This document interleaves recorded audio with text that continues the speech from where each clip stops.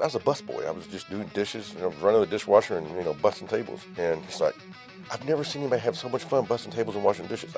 If I'm going to do it, have fun at it. Hey there, welcome back to Above and Beyond, where excellence meets elevation. I'm your host, Jan Simon, and this season we're raising the bar, diving into the passion, purpose, and defining moments of leaders who don't just aim high, they live there.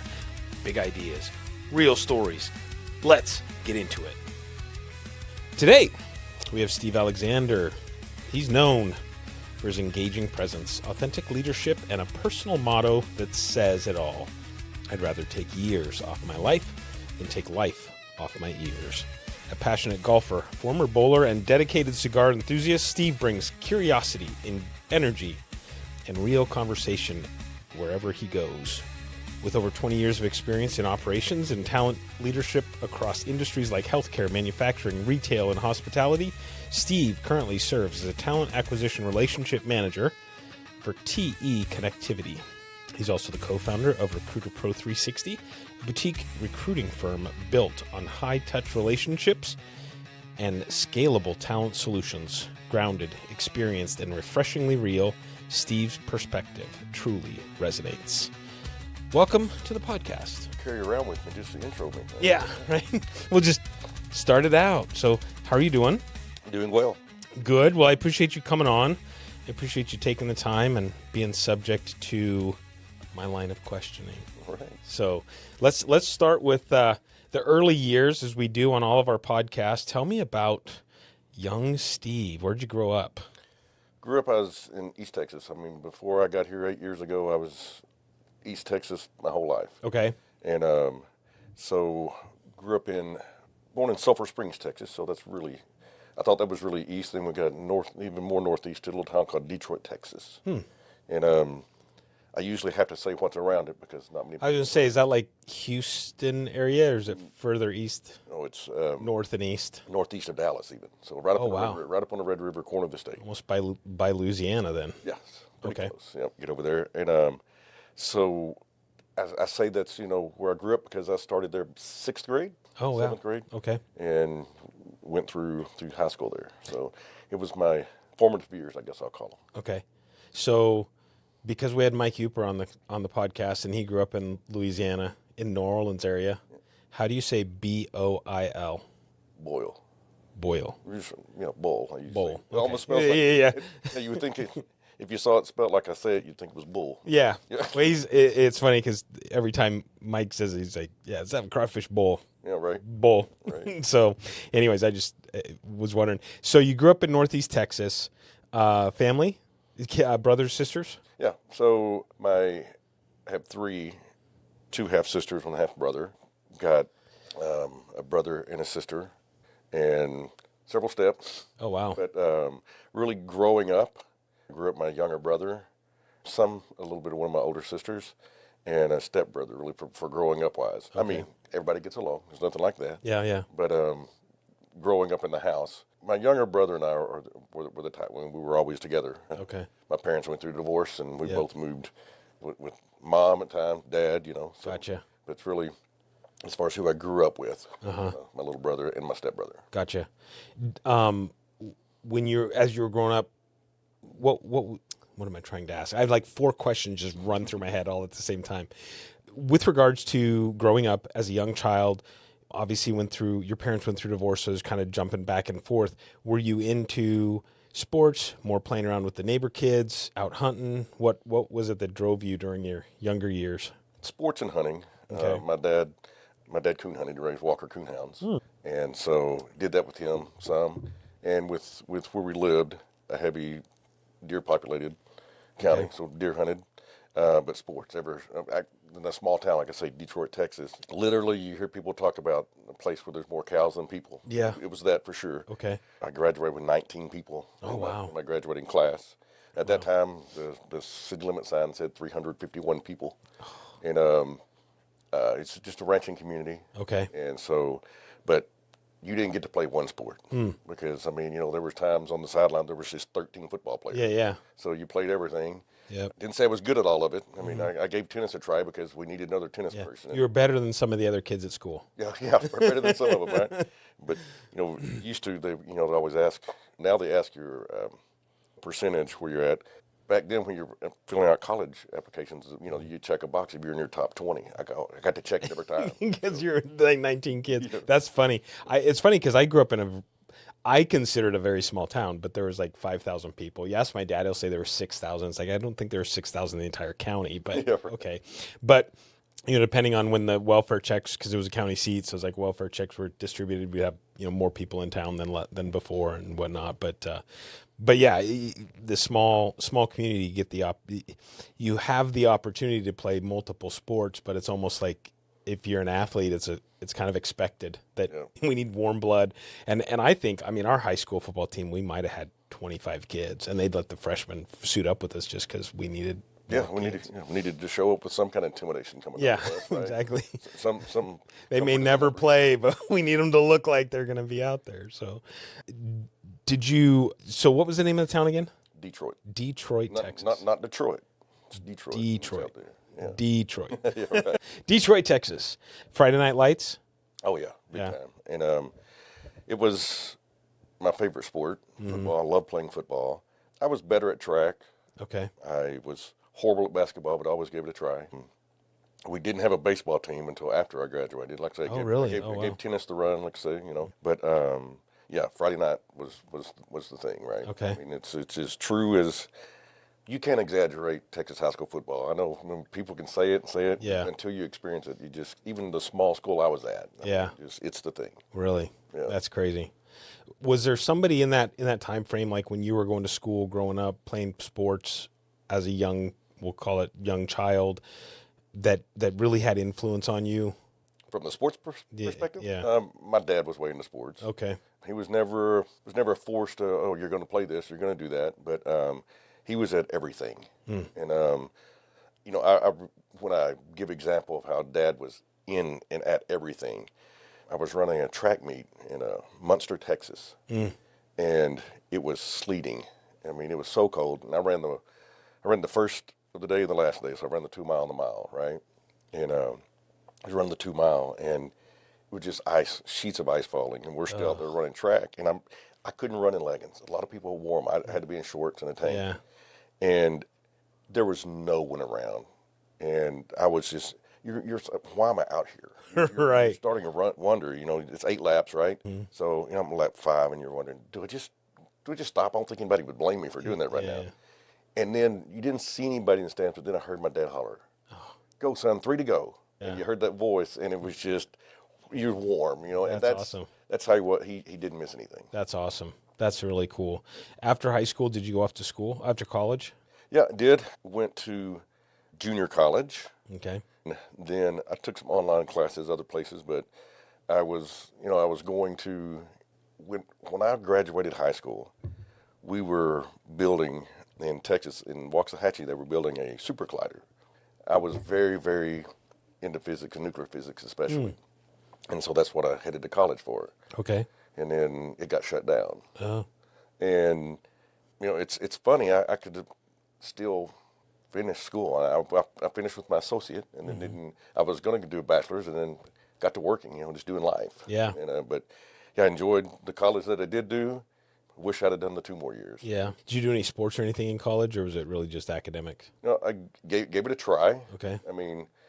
I thought, the jump, I talk to people all the time about the jump from high school to college is crazy. I can't imagine what the next level is. But no, I thought I was pretty good till I got there. Yeah. And then I found out real quick I didn't have it in football to make that jump anyway. Yeah. What I should have done was going to take some of the track opportunities. What's amazing to me, like having grown up in a small school, because I kind of felt the same thing, right? I was somebody until I was nobody type of thing. But I think about some of the high schools here and some of the kids, they focused on one sport since they were 5 years old or whatever it is. And then they get into high school and you watch them excel. And I think that's what's coming out of the system to go into just the next level, to get to college. And now all of a sudden that 4 years of college of the next level, whether it's, okay, we're going to increase your weight training, get you further along there, or, whatever it is, that now all of a sudden it's like, I don't know, it just blows me away. And coming from a small school, feeling like I was a pretty decent athlete, And I still think I was a pretty decent athlete. Right. Yeah. But now I look at it and I think, I don't know. Oh, I had the example in my house. That was the bad part, right? Because we never got to go to high school together. He was in 8th when I was in 12th, but I mentioned my younger brother. Just a natural athlete. I had to work at everything. I had to work. Yeah. He, especially a basketball or baseball. I mean, he paid for 4 years of college playing basketball. Oh, wow. He was even better at baseball than basketball. He just wanted to play basketball. Yeah. And so he didn't have to be Steven's little brother too long. I became bigger. Timmy's big brother. Yeah. Yeah. Because he had a lot of success. Was there a time in those early years, we'll say through college, where you kind of realized that you had an internal determination to do better or be better than what was before you? Was there anything that kind of drove you through? I don't remember not being driven. I really don't. Everything's 100%, and that's good and bad at times. Okay, so I'm not, but I guess when before I got to Detroit, I was in Sulphur Springs, which is it's a small town, but a lot larger than Detroit, right? Mm-hmm. And when I got there, it was a chance to do something different than I did in that what felt like a big giant school, right? And I just latched on, for whatever reason, to the science teacher. He was amazing. And he really helped me want to just be better at everything. Yeah. And like, I'm a love for science there. Small school, so he taught physics, he taught chemistry, he taught earth science, he taught everything. And so, I kind of attribute that 7th grade year and Jake Broadway. Gotcha. For that drive. Yeah. Yeah. Did when you went to college, were you trying to do some science stuff at college too? Okay. And then what did you do? You said you started working, and then life kind of took on. So what happened? Yeah. So like I was telling you, I was going. My dream, got shut down. And I mean, I got to go there when they put the magnets in the ground. Oh wow. And because you're bending an electron around a mile long track. That's crazy. And so these magnets are the size of houses, and they're putting them in the grounds and laboratories under the ground. Wow. For that, and it's a prison now. But really, yeah. But they put metal bracelets on their ankles, so they just magnetize them. Yeah. But I'm trying to remember the question. I got to talking there, and then went off road off the question there. You high school, college, and then you said life kind of took over. Oh yeah. And so while in college, I met what was my wife then. Okay, and you had to start working, had to pay some bills. Yeah. And then as you start working, you start making money that you think, oh, this is okay money to be making. Yeah. So I got into car lots, of all things, and started out working for a gentleman, and then at one point got to be partner with someone, and then even tried on my own. And so, it's funny. I tell people, if I ever tell you I'm starting a business, just run for the hills, because I opened my first own business September 8, 2001. Okay. And we know what happened a few days later. Yeah. Yep. Economy shuts down everything, and I'm like, 3 days. Yeah, right. 3 days. Yeah. And I'm sitting here, on a string now. Wow, nothing, and then nothing was coming in. Yeah. We established Recruiter Pro 360 November 1st of 2019. Oh wow. Okay. In the pandemic. Yeah.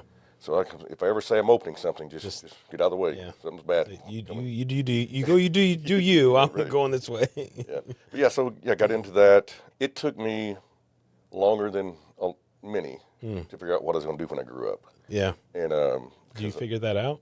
Well, you still trying. I know what I'm doing now. So, but I don't think anybody ever says, when they're in high school figuring out what you're going to do, and you're talking to your counselor. I don't think anybody says I'm going to be a recruiter. Yeah. No. And but it's a wonderful thing to do. Yeah. But I was hospitality industry for a while, restaurants. Like I say, I've had the car lots I was telling you about. I've ranched. I've bounced around a little bit before I got into recruiting, and it was a total accident. After I got out of one restaurant, I just saw something, and it was for Connects at the time, wound up being IBM later. Okay. And I was just going to get out of the restaurant world because I'd been in there long enough, and it's a beating. When you see I don't care if they're servers, I don't care if there's managers, bartenders. When you see these folks in the restaurant, just know it's a beating. Yeah. And it can be rewarding as well, but I mean, it's a beating. And I could either go back to school and just try to re-gear for something, or I could start ground level somewhere. Yeah. And so I saw that job for Connection for a background coordinator. I hadn't been in recruiting or anything like that. And she looked at my history. She looked at what I had been making. And she says, I don't have a job for you. I said, no, I want that one. You've got that job right there.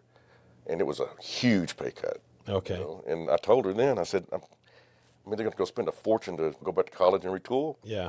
I can start right here making a little less. And I said, I'll be on the other side of the building on your recruiting side you're talking about for too long. And she said, well, I need a background. I said, I'll be a background coordinator. And so it took about 6 months of that. I got moved over to be a recruiter. Then it's about 8 months after that I was managing it. Oh, wow. And so there's how recruiting came in. And like Yeah. I say, I just saw this was available. When was that you got into there? That would have been 2000, I want to say 5. Okay. And what industries were you recruiting for? At that time, so you had different groups in that company, okay? Okay. And they have something called RPO, which is Recruitment Process Outsourcing. Okay. So what that company did, they would go in and they just, for what I did, for United Health Group, you subcontract out their entire recruiting department. And so now, we looked like, smelled like, talked like United Health Group when we were on the phone. And so that's what I did there. But also, as you know, overflowed, helped do other things. It was a gamut. U.S. Steel, Ford Motor Company, so Oh, wow. they were all clients. Okay. So it's been a mix. Yeah. Probably more healthcare than anything until late. Okay. But now it's a lot of engineering. Okay. And I think you dropped in there, if I caught it, your wife then. Yes, I was married prior to, Trisha. Yeah. We've been together a little over 8 years now. Okay. Married 3. Okay. Prior to that, I was married for 25 years. Okay. Kids with the first? Yep. Married? We've got 6 together. I've got 2, Okay. and Trisha has 4. Okay. They live here? My 2 are in Texas. Okay.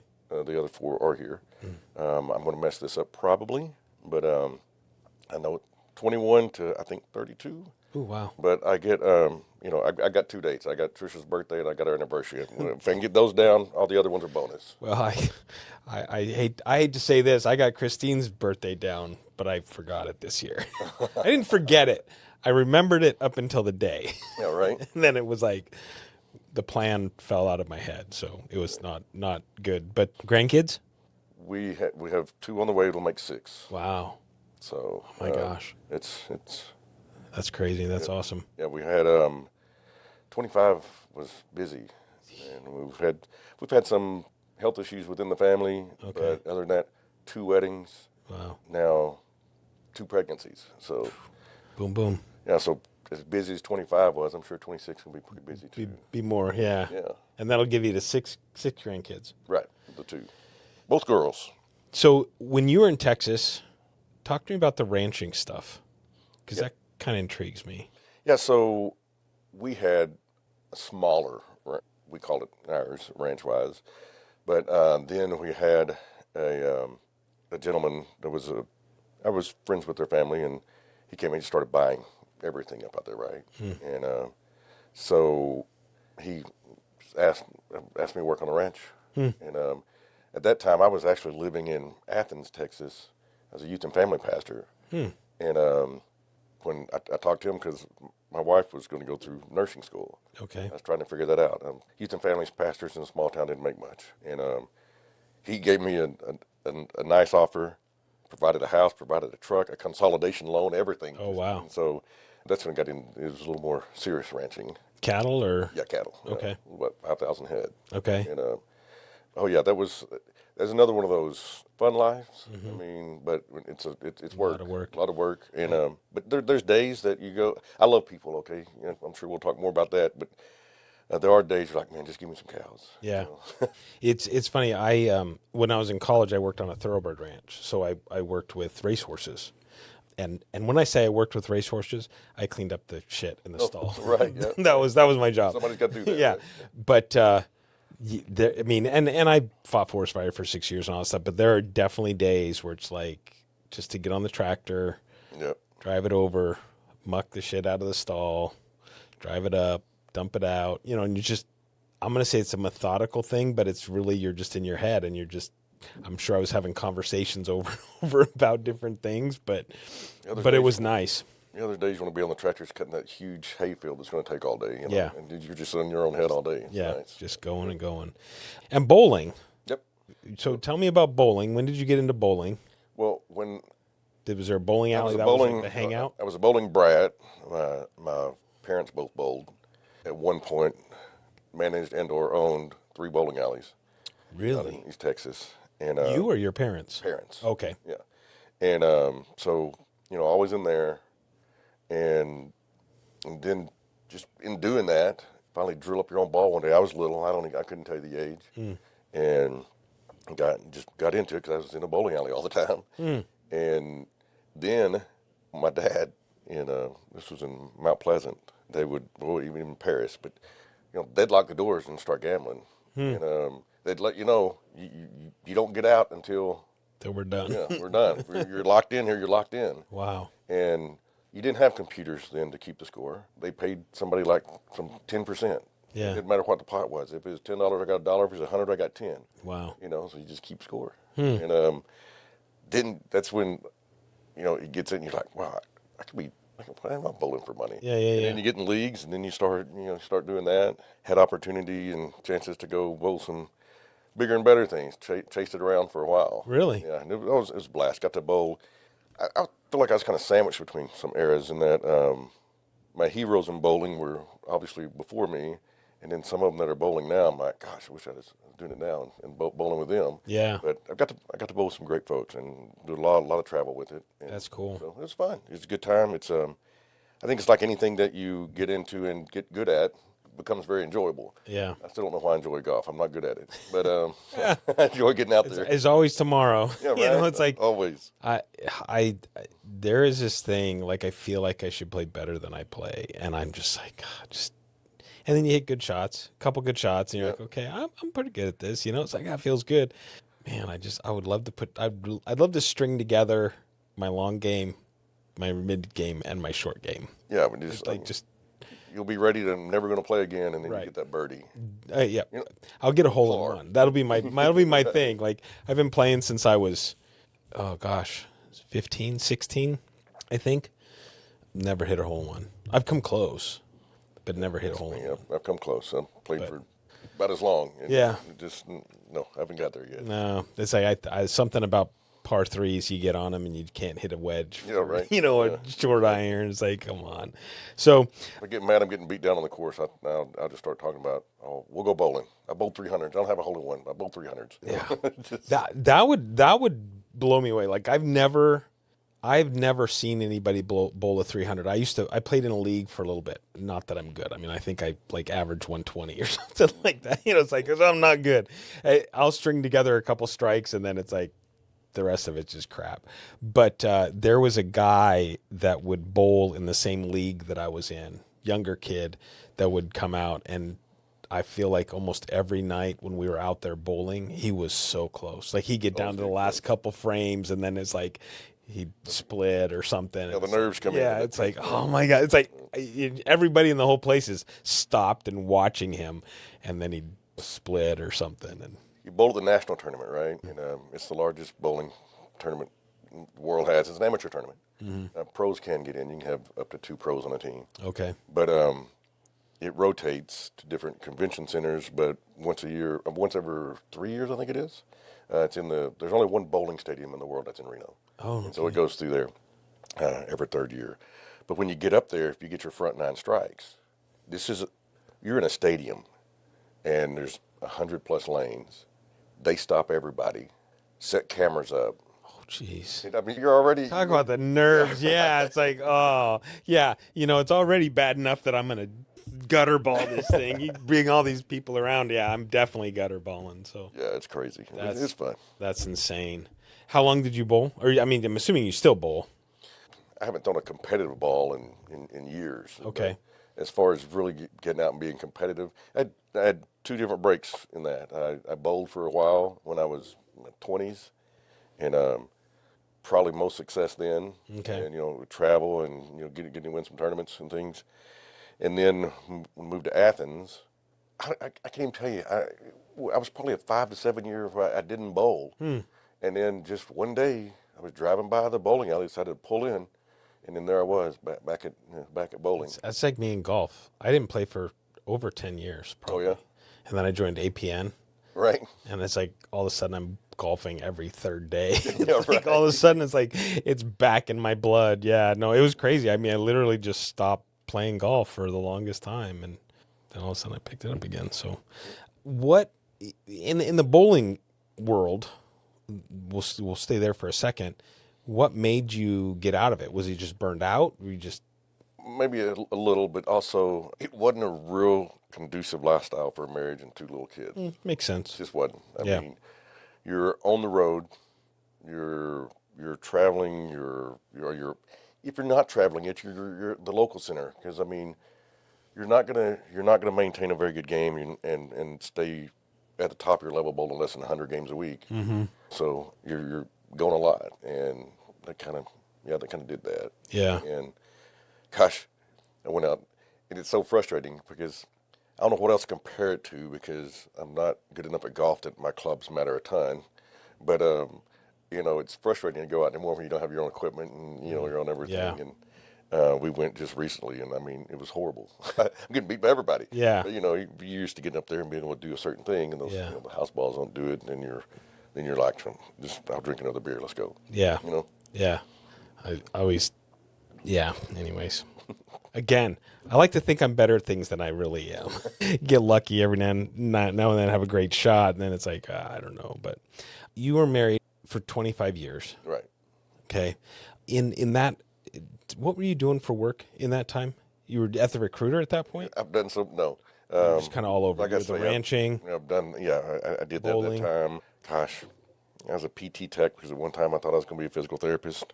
Got into the restaurant world, like I say. Your life sounds like mine. It's just, it was, Never been able to decide. right. It's all over. But what I did for the longest was vocational ministry Oh, okay. and youth and mostly youth, but a youth and family pastor. Okay. Are you still doing that now?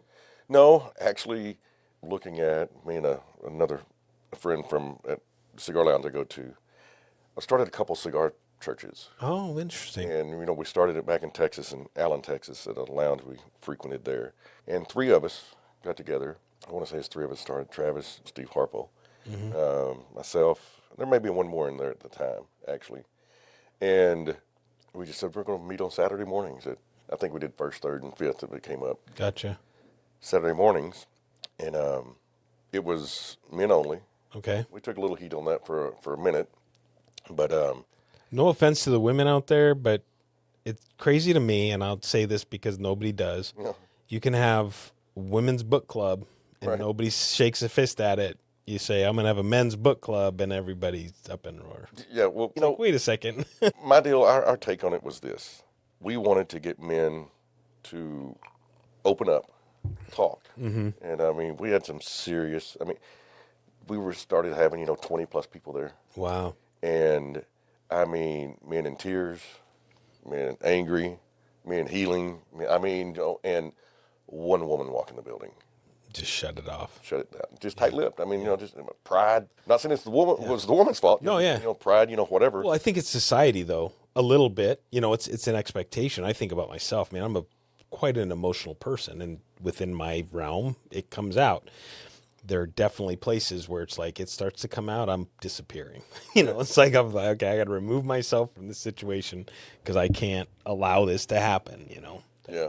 And so where that ended, I was like I told you before we even started talking this evening. You probably knew it anyway. I'm open book. Yeah. It's funny. I expect a lot of people to tell me, as talking about being here. Oh yeah, mention this, say this. No, it was all. Don't bring this up. Don't bring that. Don't say that about yourself. But when I said open book, the church knew that I drank. Yeah. They knew that I like to gamble. I miss more on the bowling side is the hustle, the game, the fun of it, because it's fun to have $5 or whatever down. Yeah. Yeah. On something, and that I always enjoyed that. And I was going to what we in Texas had this thing called the Youth Evangelism Conference. Okay. And at the same time, the church I was at, they were doing these hot topic nights, and you'd pick pick your topic. I don't care, just some hot topic out there in society. Yeah. And I was going to be going because I'm going to be going to this conference, and it wasn't really brought up. Everybody knew that Brother Steve was bowling out up there gambling, drinking, whatever, and they were going to cover drinking and gambling, and I was going to be gone. And so I'm like, if we're going to have that topic to discuss as a church, obviously I need to be here. Yeah. And then finally, after some conversations, but no, okay, we won't do it. And lo and behold, they did it while I was gone. And the general consensus, it's not like they were making any laws or anything, or church rules, but the general consensus is that was wrong, so I resigned. And I'm like, I'm a hypocrite if I stay here after you having that conversation, and you're a hypocrite if you give me another check. Yeah. So. Yeah. But still love the ministry. Love, like I say, we'll get the Cigar Church up and going at some point. I think, it's crazy. I'm sitting here, and we could go down this whole theological road of whatever, but I feel like from a perception perspective, I guess, people need to be met where they're at. They have to be. And sometimes it's in that situation. I mean, we're sitting here having a cocktail right now. I don't think that's a bad thing. There's times where I think, maybe I should stop drinking. None of it ever is because of my faith. Right. It's usually because it'd probably be good for my health or something like that. But I don't know. I mean, and I don't profess to know the Bible inside and out. But it's like, okay, well, does that make you a bad person and somebody could take out of the Old Testament and say, okay, well, it says this or whatever. But I just feel like it's like, man, and I look at people like Jelly Roll right now, who is just on fire. And him, I'll say, preaching the gospel in his way. No, he is. He totally is. But being able to meet people where they're at in that moment, you never know when it's going to shine the light, right? And so that it's sad for me, I guess, in a way, to hear you say that, because I've somewhat been in that situation and watched a church pull away for reasons where you're like, when you need them the most, that's when you get pushed out almost, and it's frustrating. Anyways, No, it's funny you say that, because that was always my thing. I always said we have to meet people where they're at, and the reason I was had the success I had in the youth ministry was I just started going to school lunches 2 days a week. There were so many rules about what you could show up with, what you couldn't do, all that. I wasn't there to do anything but sit and have lunch with them. Yeah. And I met them on their turf. Yep.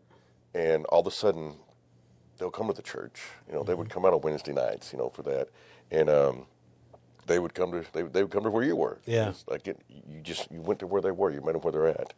And I didn't preach at the school. I didn't, No. I didn't do anything. Just. But you were available for conversation. Available, right? And you probably at some level were very relatable to them, because you weren't a judging. I feel like sometimes in the church world, we'll say, there's a lot of judgmental air. I got, and when I was at this particular church I was at, I got at a rough. People were scared of our youth group. I mean, because I went, I had, meet them where they're at and love the unlovable. That's what I always said. Yeah.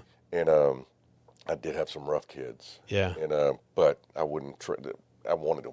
Yeah. It's the ones I wanted. And so it's what I got, and there's still some today that have the relationships with.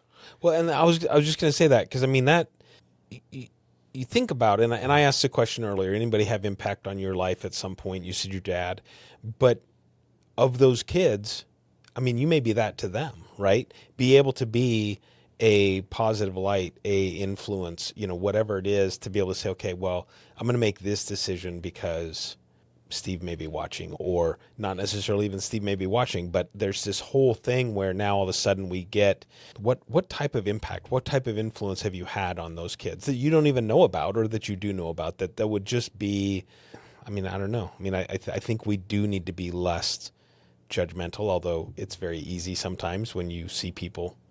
Yeah, I drove a church van around. We even got a bus at one point, and because I would drove all around this big area picking kids up. And I remember when I totally changed my thought on, because I was the church. I mean, me and the pastor were talking about it one day. He's like, man, we're spending a lot of money on gas and with kids that are living right beside this Baptist church in this town, you know. And I said, that is fair, and they could be more active if they were right there. And I went out to this particular church, and I met the youth minister and I said, I've got these 2 kids that are coming to my youth group.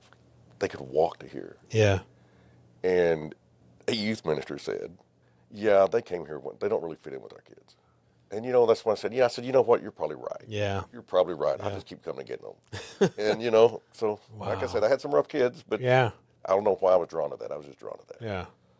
Well, and again, if you can speak to them, and sometimes I think we want to be able to fix, right? Right. Or be influential, that sort of thing. So, well, I commend you for that. And I do that. I mean, I think that's awesome. And so you're working on starting another cigar church? Cigar Church, yeah. Okay. We're working on doing that, and you'll know when it comes up. Do it like we didn't, we didn't really. We had some structure around it, planned. Hey, here's what here's the verses we'll cover today. Yeah. And then it's just listen to men talk about talk. what's going on in life. I think sometimes you need that. I mean, it's funny because I've seen on Instagram lately, and I don't know if it's all of a sudden it's reading my mind or something I've looked at, but you start seeing stuff where it's like the quiet man not necessarily is the strongest man, and those types of things. It's like just there's things where I think from a perception perspective, society has a certain view of what a man should be, and some of that has shifted over time. Of course, it's changed a little bit. Yeah, but to be able to then, take that and say, okay, well, I can't be soft, but then you want me to be soft, but then I've got to be, I can't show fear, but I need to show fear. It's like, how do you balance all of this stuff? How do you deal with it without completely freaking out? Right. Yeah. Get it. Do you mind talking about your first marriage and kind of where that went? I mean, what happened there? Do you have any problem talking I have zero problem talking about it. Her name was. She's still is. still around. Her name is still Tyan. And but I'll sum it up like I did. This poor kid got on a plane with me one time. I used to travel a lot business wise, and I shouldn't say kid, but much younger than I. He was very excited. He proposed, and she said yes, and he just wanted to tell me about that exciting moment. I don't know why I was in the moment that I was in. Yeah. And I said, well, listen, let me tell you what's going to happen. If you don't watch for it, here's what's going to happen.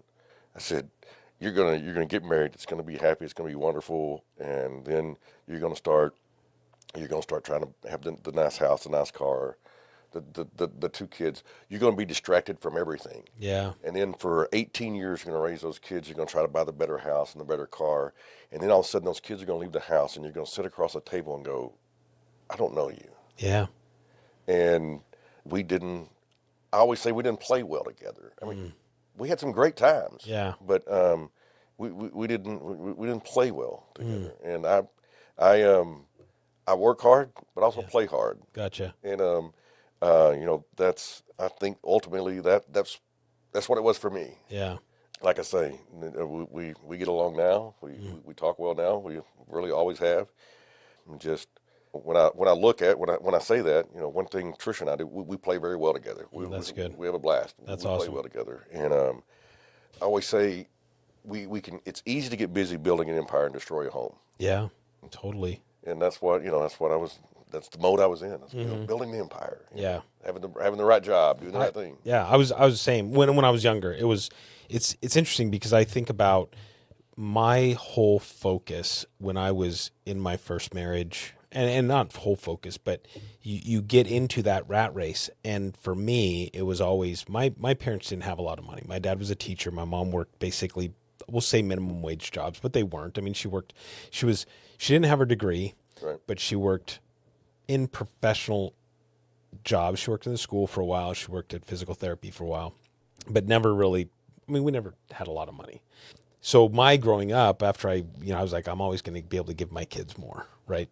Give my kids more. Not necessarily from an emotional perspective, but, the whole stuff. Yeah, we want our kids to be what we call better than what we were. I mean, I never had a video game growing up. Well, I shouldn't say never. When everybody had the Ataris and that stuff, I didn't, so that was my thing. Like, okay, my kids are going to have that stuff. They're not going to have to want. But then I traveled a ton, and yeah, I mean, it's one thing leads to the other, leads to the other, leads to the other, and pretty soon you're like, yeah, I'd love to not do what I'm doing anymore, but I'm stuck because whatever. Right. Yeah. Put herself there. Yeah. Yeah.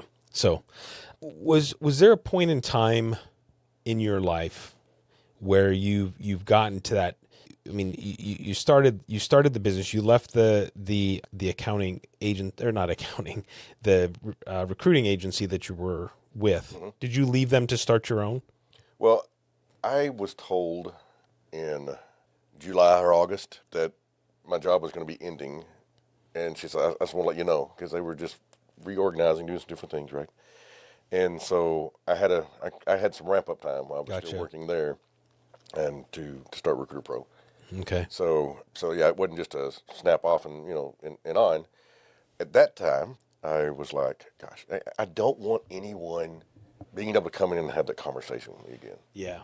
I want to have something that I'm in control. That conversation doesn't happen. If something fails or something gets tight, or there's a hard time, it's because I was in control. And now with a few recruiters, and Trisha really do Recruiter Pro 360. Okay. Because she had a corporate gig at the time when I was doing that, right? And probably one of the best recruiters, especially recruiting managers. I mean, she's amazing. But she wasn't digging the corporate thing at the time, right? Gotcha. And it was just out of the blue, one of those days, I had a friend that I worked with at IBM. He just calls. He says, "What are you doing?" I said, "Working. What are you doing?" He said, "No, I mean, what are you doing?" I told him I still have Recruiter Pro. Still, it's going and doing fine with it. And he said, "Well, I'm with the company now," because he knew I was at a point that, we all need a paycheck. Don't get me wrong. Yeah. But if I was going to go do something else, it was going to have to be a culture I wanted to work in. Yeah. And but it worked out that it was the timing. She was leaving where she was at. She wanted to get out of the corporate thing, and she took over the operations, if you will, of Recruiter Pro 360. Gotcha. And I started working for TE Connectivity Work now, and it has been. It is a great culture. And then when those work hours are over, or it's the weekend, or whatever, I obviously represent. As we go around, with our networking, represent Recruiter Pro. Yeah, yeah. But They're both recruiting agents, or where you work, and then obviously your business is a recruiting agency. yeah, TE Connectivity is a manufacturing. Okay. Connectors, sensors, relays. They have a huge footprint, 100,000 employees, global, and so I'm the talent acquisition manager for that. Yeah. So it's a good time. Yeah. it's a lot, Busy. but it's that culture I was looking for. That's and awesome. If I was going to get back into corporate, Do you have to do much travel with them? no, some, but no, not as much as I have in the past. No. Have you ever gotten to a point in your life throughout your career where things have happened where you're just like, I'm just done. I want to check out. Yeah, I've burnt out. And it's easy. Right now, we're going to go through a lull. Mm-hmm. People don't hire right now. Everybody's going to Christmas parties and doing all their things. They're out for 2 weeks, using up their PTO. I can guarantee you in February, you're going to see me tired a few times. Because we just go gangbusters with. Do you? Recruiter Pro people start hiring, looking, want people. They have new budgets, all that. TE's going to take off. We'll start hiring like mad. It'll be busy, and yes. So do you have in that world, because I'm not super familiar with it, do you have like specific contracts? So let's say if I was in the health industry doing recruiting, I would have a contract with, like, let's say Banner Health or something like that. And so when they need people, they come to you, hey, we're looking for these 3 people. Or do you have to go out and find the jobs that people are looking for and then find the people that are looking for those jobs? Yeah, we have some good fortune here, okay, in that, one, Trisha has a over 20-year relationship that they partner, and that relationship has quite a bit of business, and so we do that. But yes, then we have just last week. I want to say it's last week. There was a contact through APN.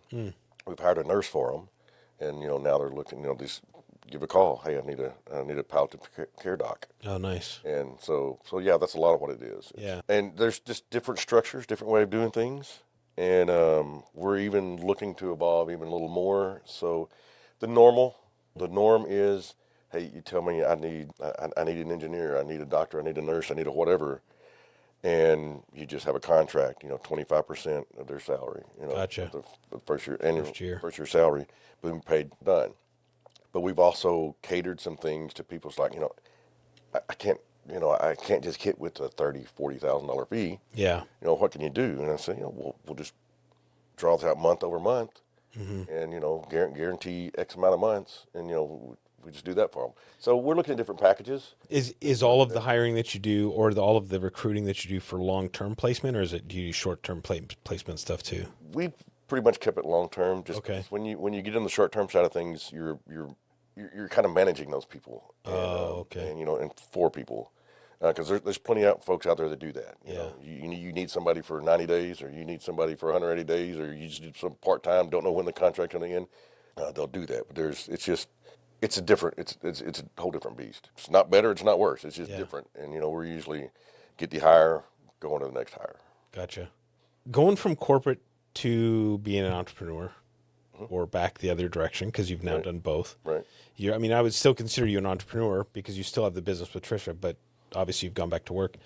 Was there anything in that time period where you had to either forget something and retrain yourself how to do things, or where you had to unlearn how you were doing stuff in order to make it successful on the other side? Yeah, if you go to which direction here, if you're saying going from corporate into your own world, right? Mm-hmm. It's a different discipline, a little different mentality, because you're going to eat what you kill, and Every day. Yeah, every day, Yeah. every day, and so it I don't know, it affects you differently. I don't know how much different I did the work, but it was different when you're going in to manage a team, and you're getting paid in 2 weeks. Yeah. So I don't think I approach them a whole lot differently, minus the fact that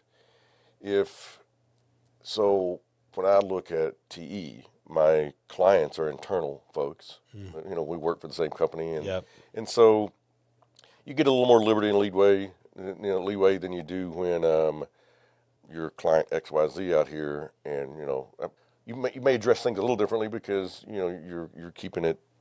You keep it where they want to be. You don't get as bold. I mean, I can get pretty bold at TE. I've got some leadway to. I can imagine. I guess some leadway. So, well, no, this is my job, and this is what I do here, and you're not paying attention to what we're doing here. I'm just going to close your rack. Yeah. Well, you don't do that out there when it's your own business. You handle that a little differently. Right. Yeah, for sure. How do you get yourself to continue to show up when you don't want to? Gosh, this is going to be a horrible answer, but I don't really get there. I'm serious. It's weird. I have fun. I just have fun. The day I don't have fun doing something is the day I won't be in it. Gotcha. I'm trying to think time that I was like, I just don't want to show up to work today. I just don't want to be there. But that was the whole reason. But when I told my friend Tim Kwan, when I told him, I said, I'm not going to work somewhere unless I just love the culture. He said, you're going to love it here. And, I do. I've built a team that it's a very diverse, in work approach. And, if I need someone for this, I know where to plug them in. But, other than the sheer necessity, but like I say, I don't really get there. And I don't mean to, I'm not trying to skirt a question. I really don't get there. No, that's good. I mean, I think that is a testament to the fact that you're doing something that you love to do. Yeah, it's like I say, I haven't met them yet anyway, that was in the 7th grade, and, when they're deciding what they want to be, astronaut, recruiter, I don't think anybody ever said recruiter. I don't think anybody ever said insurance either. Yeah, okay about that. So what would you say is one misconception that people have about working for a corporation versus owning your own business? The misconception, one, that that they think when you own your own business you don't have a boss. Yes, you do. You got a lot of them, and it's not. It's not the ramifications of I'm just not going to work today. It's even worse. I think it's even more crucial in when it's your business. Yeah. I mean, because you're trying to maintain relationship, reputation, and you got to keep the pipeline. You got to keep the flow coming in. Yeah. And so the misconception there, I think, is. Yes, is there freedom to having your, yes, of course, there's freedom that you don't necessarily have on the corporate side, but it's not, I'm just not going to work this day here, this day here, this day here. I say that, you could do that. I don't think you're going to last long. Yeah. But there's that. I'm trying to think on the misconception. I guess if I was going, the other direction is that you can't have freedom in a corporate gig, because I do. Mm-hmm. I haven't. I mean, I've had to build it. Yeah. I've hired the team I wanted to hire. I put the pieces in the place I want it to be, and you get the machine in motion. Yeah. You can make your freedom in either. You can make your freedom in a corporate gig, and if you can't, you may not have found the right corporation. Yeah. That's how I look at it. And I think sometimes too, just my own perception looking back on my life and going from corporate to being an entrepreneur, business owner, there are definitely times where I'm like, God, it'd be so much easier to just go back to work for somebody, right? Oh yeah, yeah, totally. And you talking about freedom, there's the guardrails, I guess, if you will, are a lot closer, mm-hmm. right, than when you're an entrepreneur. But if you can learn to live within those guardrails, there's something to be said about show up at 9, go home at 5, and you don't have to worry about where the paycheck's coming from in 2 weeks. There is. Yeah. It's like, do your job, shut up, sit down, and be a part of it, and be good. But so, talk to me a little bit about Hot Tub Thoughts. And this is for those that don't know, this is just a Facebook thing. I mean, you've got some posts for Hot Tub Thoughts. So I don't know what you're calling them now, but it could be a viral thing. I mean, I always said deep thoughts from the hot tub, right? There you go. I can't even remember. I'm sure I had a couple of these one night, and just it's fun. Mm-hmm. And I've caught hell about it. I've had, oh man, I love you doing that. That's fun. You get the comments, and I never have a relationship, spend a time, have a conversation like we're having now, that I'm not looking to draw some or get some value out of. Yeah. And when I do that, I'm just having a conversation. It just happens to be with social media, mm-hmm. trying to put some value in there. Yeah. And then you'll always get some comments back, that you draw value from. Yeah. It was really funny because, when I remember the first time I didn't post it, and I'm reading it the next day, I'm like, oh, that's kind of cheesy, man. And then you're getting texts. I get texts, phone calls. I'll see people say, I just love those thoughts you do with the hot tub. That's I'm funny. like, this is funny, man. I just, it was kind of just a weird thing at first. Yeah. And now just every now and then I'll just pop something out. It's fun. That's awesome. It's just fun. It's a shtick a little bit. Yeah. It's also fun. Yeah. If you had advice for your 13-year-old self, what would you give yourself advice on? Yeah. I stole this, a long time ago, and from a stand-up comedian of all people, but it's finish what you start.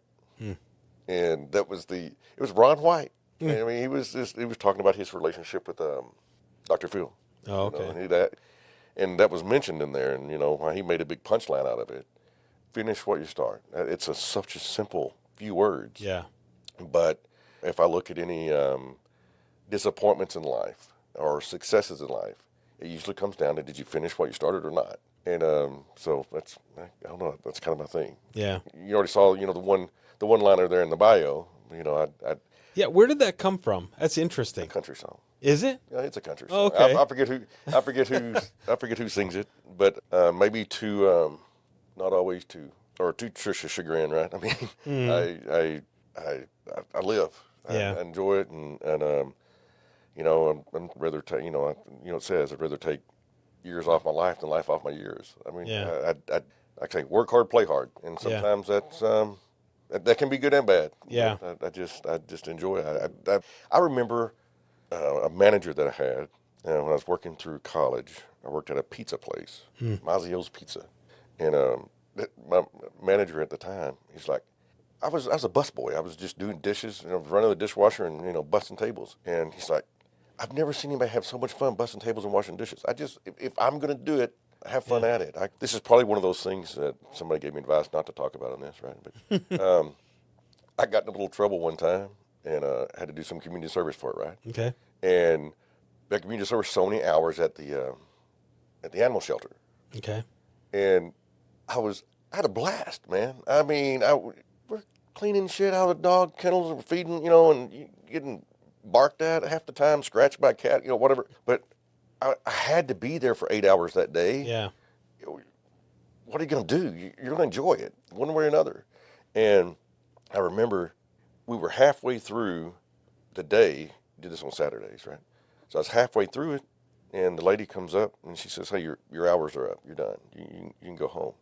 I said, "But I was just reorganizing that shed. I kind of want to finish that. Do you mind if I just finish the day?" She said, "You're the weirdest person I've ever had in community service, man." She said, "You always have a good time. Awesome. You enjoy it. Yeah, please finish the shed." That's so cool. I came back the next day because I had a cat there that was really sick. I wanted to rescue this cat. And she's like, "Are you just trying to come back now?" I said, "No, I just came to get the cat. I'm good." So That's so cool. That's so cool. That's awesome. What does successful look like for you? Have you gotten there? I'm having it.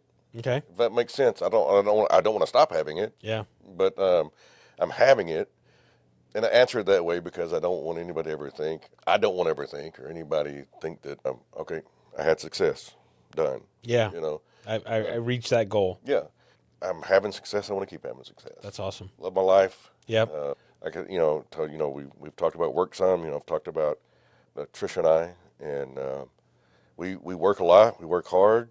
But as you know, we played together some, right? I mean, you know, Yeah. we play together well, as I said before, and so success is getting there, and we're, you know, I wake up, I'm ready for the day. I mean, I want that. I don't have a dollar figure on success. I've had money, I've not had money, and I've been happy. My dad used to say that I could go to town with $5. I'd go to town with $5. You can tell I grew up out in the country. Didn't say go to town. You know what I mean? So he said you'd come back broke and happy as you could be. I could send you to town with $500.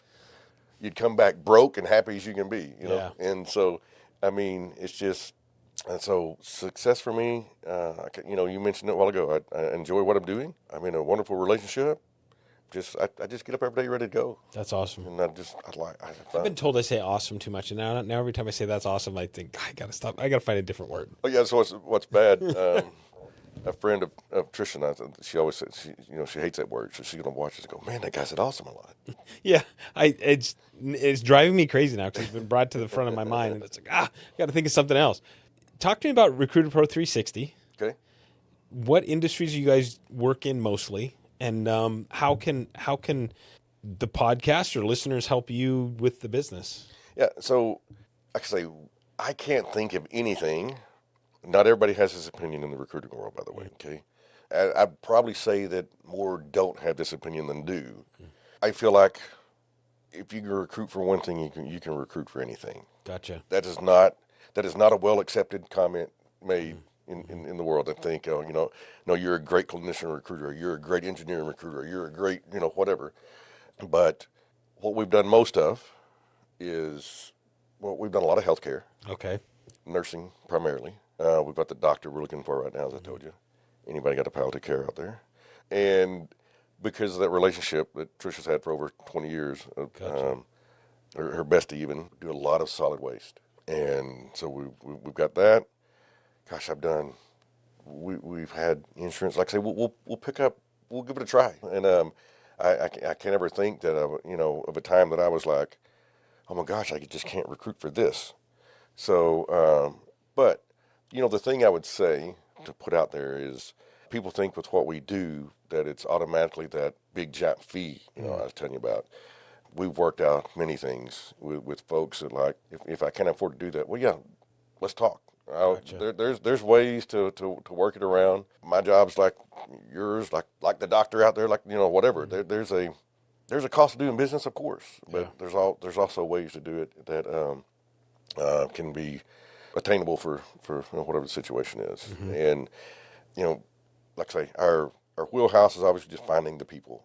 Okay, but we've done a lot of branding. Maybe a little strong. Tricia would kick me for saying that. No, don't tell people we're branding for them. But the more you can, marketing and recruitment marketing are two different things. Okay. And so the more you can do to repeat and look alike, what I mean is, does your application look like your website and your application of website look like your, are they seeing it everywhere? I mean, it's like, you're walking, somebody walks through the puddle and got the Nike swoosh on the bottom, and it's Nike, Nike, Nike. You're Yep. seeing that. Yep. It's the same thing. And so we'll consult with folks in that way to say, hey, what can we do to make your brand be all over everything you're doing? Yeah. And then we've also, that resume you give someone is your first impression with them. And we've had a lot of success. Are resumes changing? I mean, from what they were when we grew up with the one page. I think they have. Like I say, there'll be differing opinions on that. And, a lot of people just want to give you their LinkedIn profile. Their, not profile, their link. Yeah. Their LinkedIn link. They'll do that. But everybody that's hiring at this point, most hiring managers now come from a certain generation. They've worked years to get there. So I think most still want to see that resume. I don't think people get hung up on the whole one-pager thing. That was a thing for a while. Yeah. Don't put it on. Don't have a backside. Don't have a second page. Yeah, right. Yeah. Do you want to be quick? Yeah, but you also get everything up the top. Be succinct. This is what I do. This is this what then spill out where I was at when I did it. But you got to catch them, because I'm gonna tell you, I don't care if they're a VP and the smartest and whatever, they get bored too. And that first paragraph's huge. Yeah. And so we can help with that. I mean, we don't just hire people. We also help candidates that are here for people. We also get better. Just trying to get better what to do. How do people find you? There's a ton of word of mouth. Okay. A ton of word of mouth. But we're on LinkedIn. We're on Facebook. And it's Recruiter Pro 360. Okay. And we have the website, recruiterpro360.com. Okay. But like I say, you can find us on LinkedIn. You can find us on Facebook. Okay. We're there.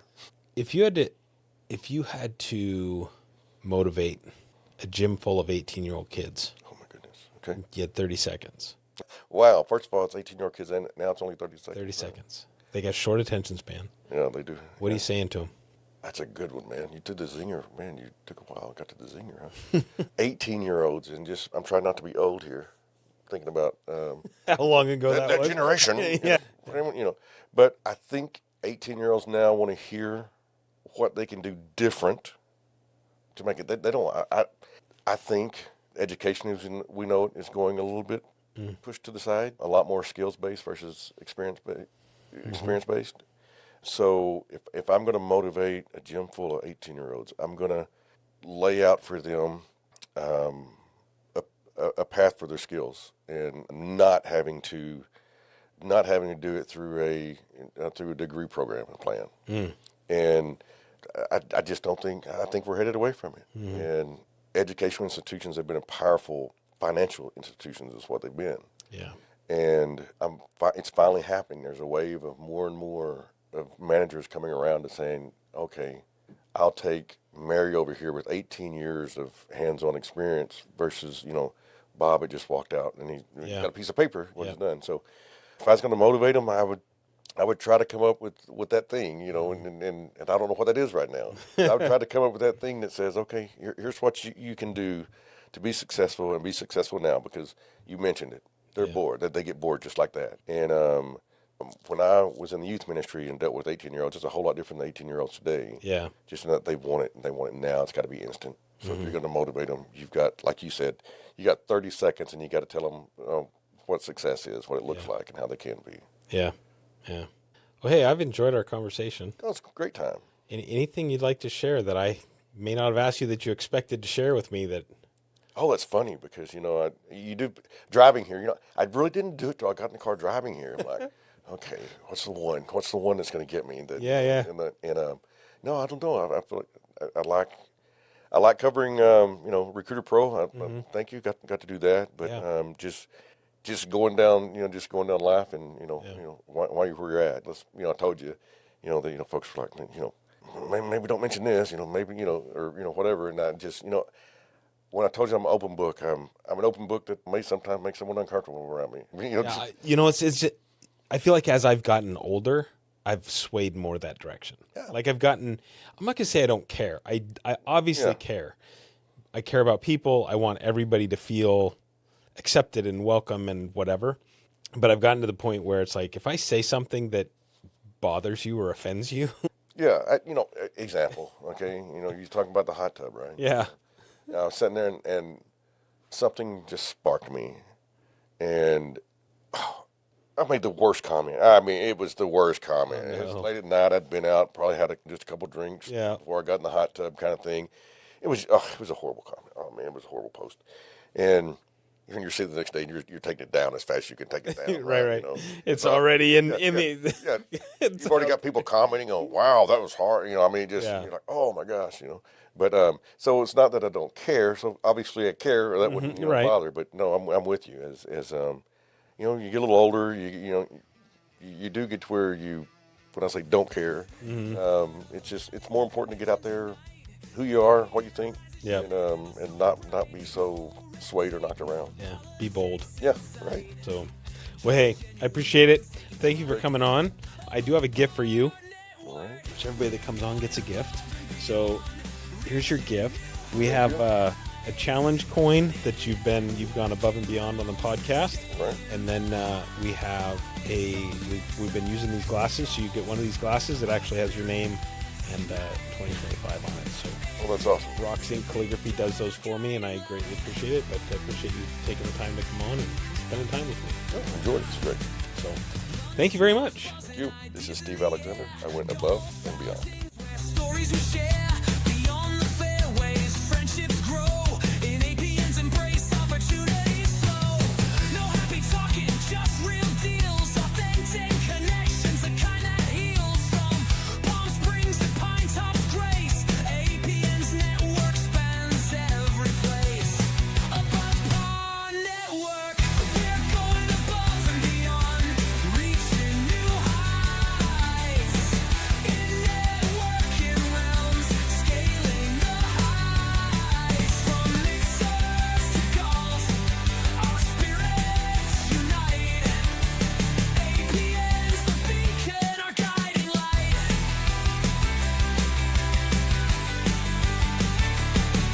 So here's to APN, where dreams align. In every connection, a chance to shine. Above and beyond, we'll always strive. In APN's network, we truly thrive.